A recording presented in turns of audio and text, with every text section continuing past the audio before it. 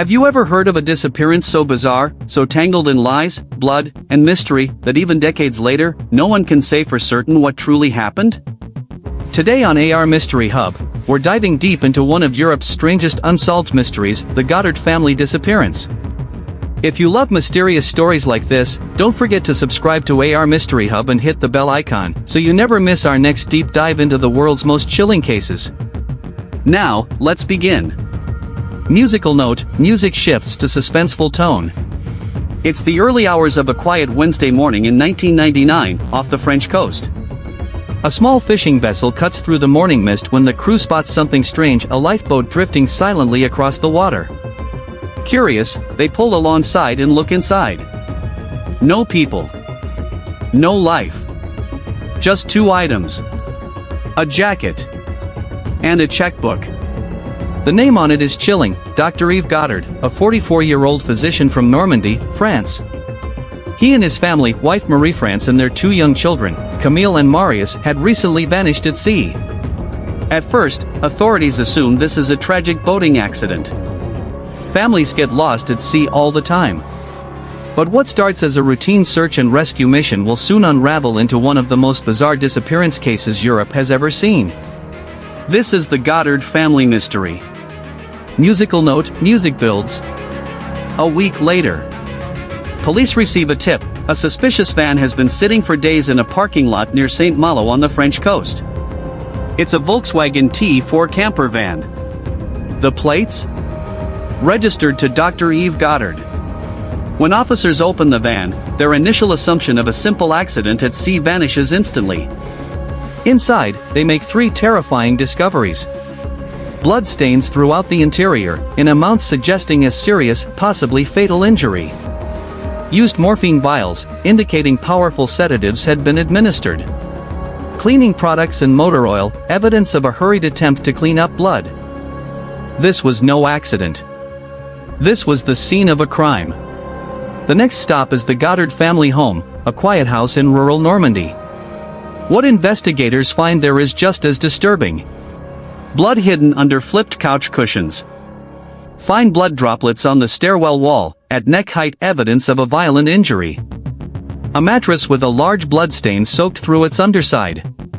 Forensics confirm, the blood belongs to Marie-France Godard, Yves' wife. What started as a missing person case is now officially a murder investigation, and Yves Godard, the kind, soft-spoken doctor, is now France's most wanted man. Musical note, dark tense music. Neighbors provide the next clue. An elderly neighbor recalls seeing the family leave in a hurry the morning of their disappearance. She swears she saw Yves, Marie-France, and the children in the van, and that Marie-France even waved goodbye.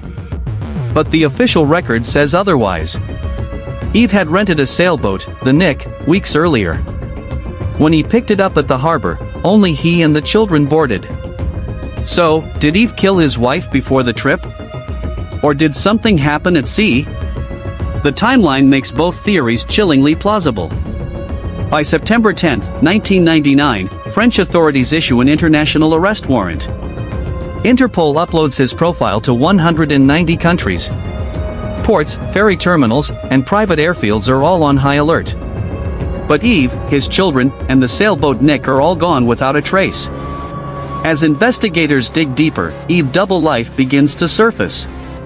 On the outside, he's a family doctor, devoted father, and quiet neighbor. Behind the scenes, he is involved with CDCA, a radical anti-tax union with criminal ties. Connected to the IVI movement, a fringe spiritual sect mixing Christianity and alternative healing.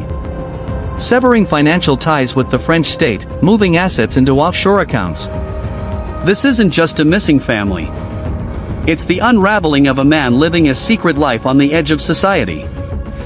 Then, the case takes a surreal twist. Anonymous letters start arriving. Signed only by the Crow, they claim Yves is alive, hiding on remote British islands like the Isle of Man and Lewis.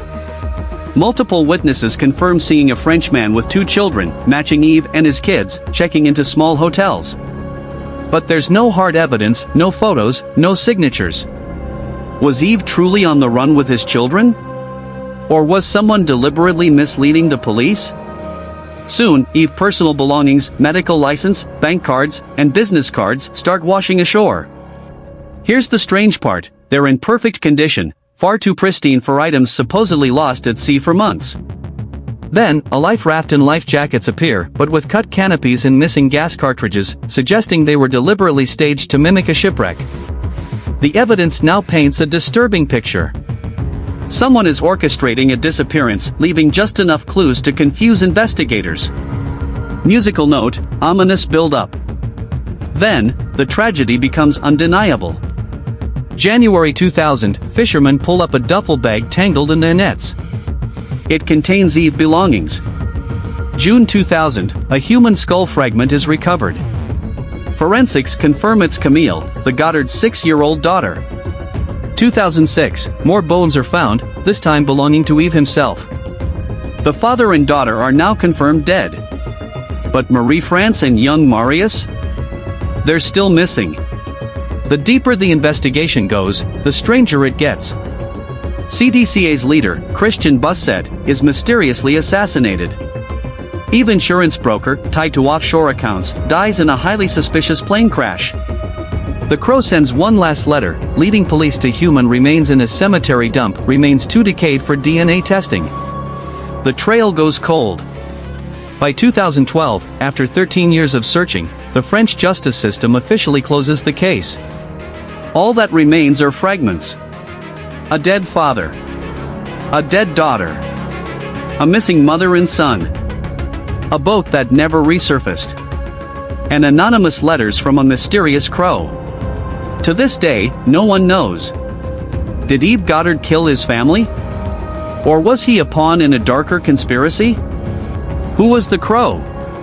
And why were personal items and staged debris left in such bizarre locations? Even now, more than 20 years later, the Godard family disappearance remains one of Europe's most chilling and mysterious unsolved cases. Musical note, music fades to haunting outro. Thank you for watching AR Mystery Hub. If you enjoyed this deep dive into one of the world's strangest mysteries, hit the subscribe button, tap the bell icon, and join our community of mystery seekers. Because here on AR Mystery Hub, we uncover the stories the world has forgotten or can't explain. Until next time, stay curious, stay safe, and keep searching for the truth.